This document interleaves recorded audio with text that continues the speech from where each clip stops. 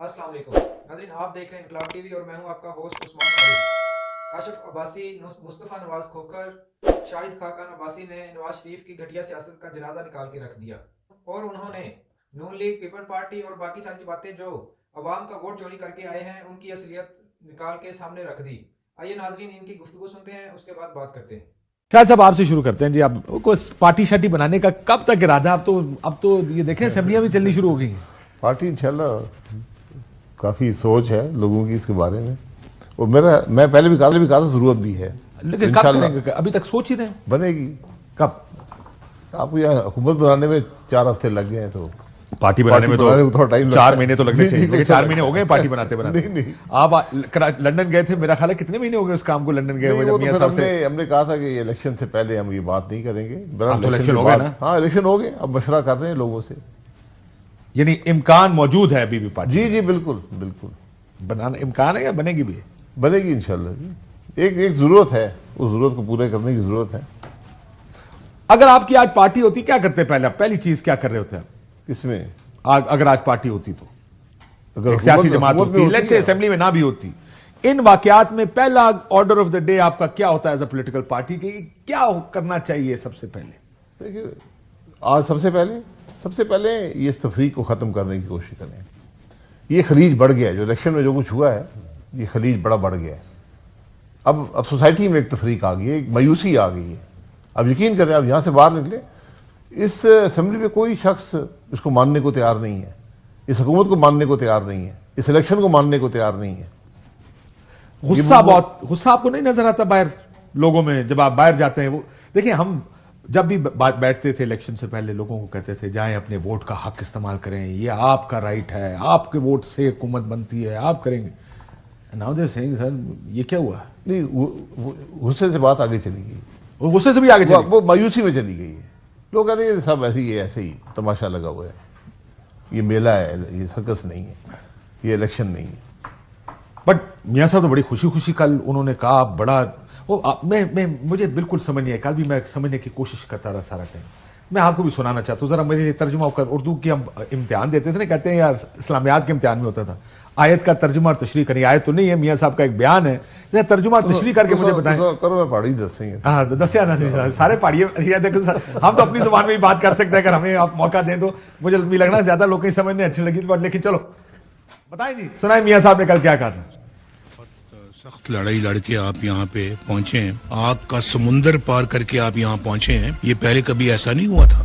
आज एक बहुत चौमुखी लड़ाई लड़के आप यहाँ पे पहुंचे हैं। और मैं कल भी परेशान थी, कौन सी लड़ाई का जिक्र कर रहे हैं? पहले मैंने सोचा कि शायद ये तहरीक इंसाफ की पार्लिमानी पार्टी और मियां साहब अपने आप को इमरान खान समझ रहे हैं। उन्होंने कहा जी आप बड़ी लड़ाई लड़के यहाँ पर पहुंचे, ये कौन सी लड़ाई लड़के नून लीग के लोग आए हैं? ये सवाल कल मेरी बहन ने भी किया था। मैं ख्याल समझ उन्होंने भी नहीं आई होनी नहीं, आपके प्रोग्राम पे मोहतरमा मेयर साहिबा ने, तो मैंने कहा था ये इलेक्शन बड़ा मुश्किल था मुस्लिम लीग के लिए, क्योंकि ना बयानिया था और ना परफॉर्मेंस थी, तो बहुत मुश्किल, एक नामुमकिन इलेक्शन था जो लड़के आए हैं। That's one way of looking at it. मैंने इसके ऊपर कल ये कहा, मैं कहा शायद मियां साहब को याद नहीं, उनको शायद बताया ये गया होगा कि जो तरीके इंसाफ के साथ हो रहा है, उनको लगा कि शायद मुस्लिम लीग में उनके साथ ही हो रहा है, कि सिंबल भी ले लिया, कैंपेन नहीं करने दी, पैनाफ्लेक्स नहीं लगाने दिए किसी। फिर मुझे ये भी लगा कि शायद मियां साहब ये कह रहे हैं कि आप अपने जमीरों के साथ शायद लड़ाई करके यहां पहुंचे होंगे, कि फॉर्म 45 पे कोई और जीता हुआ है, 47 पे आपको जिता दिया गया। बड़ी लड़ाई होती है, एक इंटरनल फाइट भी बहुत सारे लोगों के लिए होती है। मैंने सुना शायद कर निसार चीमा साहब ने कहा मुझे भी ऑफर हुई थी इलेक्शन जीत जाऊं, लेकिन मैंने नहीं ये गवारा किया, और कि ये मैं इस तरह वोट को इज्जत दो के नारे के बाद देखो। आप क्या सोच रही, कौन सी लड़ाई का जिक्र कर रहे हैं? मुस्तफा साहब मुझे कोई ऑफर हुई कि नहीं हुई? पहले तो ये पहला सवाल चले, अगर आपको ऑफर होती तो आप क्या करते? तो अब अल्लाह माफ करे जी, इंसान जिस चीज के ऊपर उसका जमीर मुतमईन ना हो और उसको पता हो कि ये जो मैंडेट उसको एक कागज के जरिए दिया जा रहा है, ये सिर्फ कागज की हद तक महदूद है, इसका लोगों से कोई ताल्लुक नहीं, तो वो तो कबूल किसी सूरत भी नहीं करना चाहिए, और ना ही करता। ऑफर हुई थी? अल्लाह माफ करे, नहीं ऑफर भी ऐसी कोई नहीं हुई। आपको क्यों कर रही थी? लेकिन बात मैंने आपके बिलबोर्ड देखे थे, उस पे जो आपने नारे लिखे हुए थे, उसके बाद किसने ऑफर करनी थी आपको? मेरे को बड़ा समझाया। उसके बाद तो किसी ने कोशिश की होनी कि यार अंदर नहीं आए थे। देखिए काजी भाई, बात यह है कि 76 सालों से हमारा मुल्क दायरों का सफर कर रहा है। उन दायरों के सफर से हम बाहर निकल नहीं पा रहे, और आज एक मंजूर नजर है, कल दूसरा मंजूर नजर है।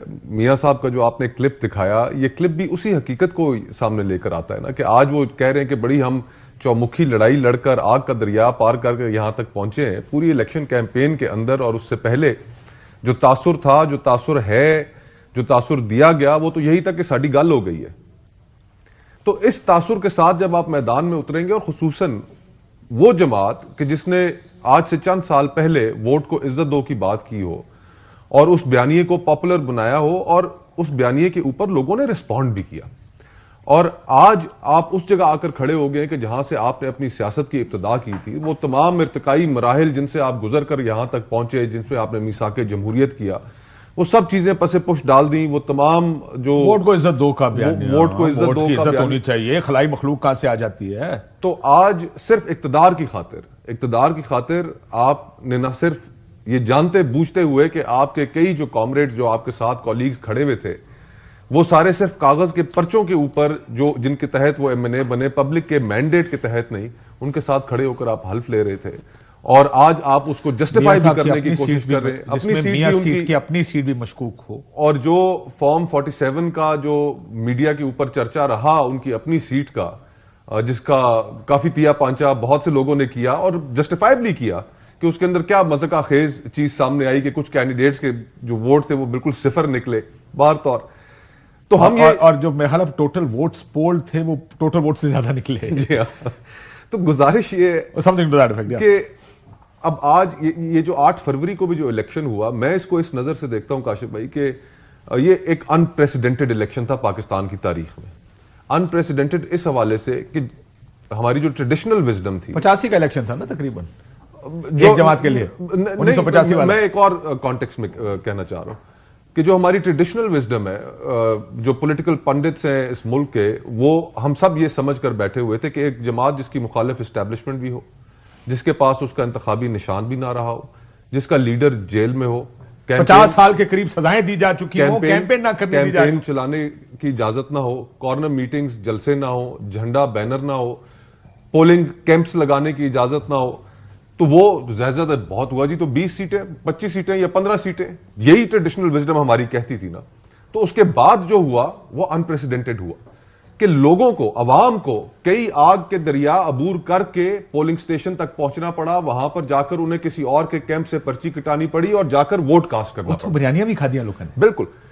तो अब देखें, जो अनप्रेसिडेंटेड जो चीज हुई है, इसके अंदर मैं ये समझता हूं कि सबसे पहले जो क्रेडिट जाता है इसमें पाकिस्तान के लोगों को जाता है, और आप उनके उस क्रेडिट को उनसे छीन नहीं सकते। इस उनके बाहर निकलना, इस वोट करने के अमल के अंदर एक बगावत भी शामिल थी, और वो उन्होंने की है इस 76 सालों में जो निजाम इस मुल्क के अंदर चल रहा है। और मैं ये बात भी कहना जरूरी समझता हूं, मेरे ख्याल में, कि जिस तरह वोट को इज्जत दो से मुस्लिम लीग नून पीछे हटी और उसके पास कोई बयानिया नहीं रहा, आज तहरीक इंसाफ जिस जगह पर खड़ी हुई है, वहां पर अगर वो भी अपने बयानिए से हटती है तो उसके पल्ले भी कुछ नहीं रहेगा।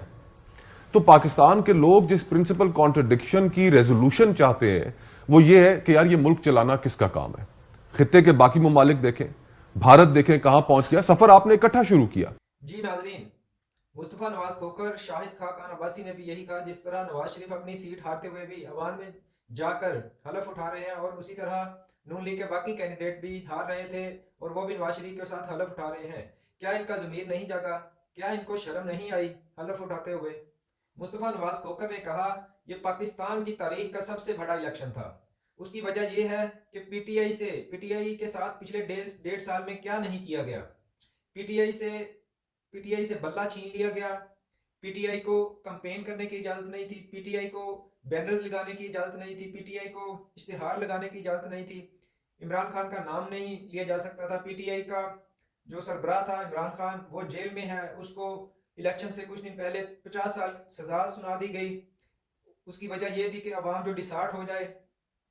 अवाम ने इलेक्शन वाले दिन दूसरे कैंपों से पर्चियां कटवाई और इमरान खान को वोट डाले बड़ी अक्सरियत में। पाकिस्तान में पहले कभी ऐसा इलेक्शन नहीं हुआ जहां आज़ाद उम्मीदवार इतनी तादाद में जीते हों।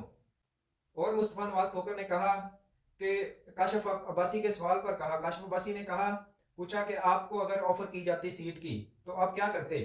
تو مصطفیٰ نواز نے کہا، میں اللہ معاف کرے میں کبھی بھی ایسا نہ کرتا کہ جتنی ہاری ہوئی سیٹ پہ میں کہتا کہ میں کھڑا ہوں اور میں جیتا ہوں.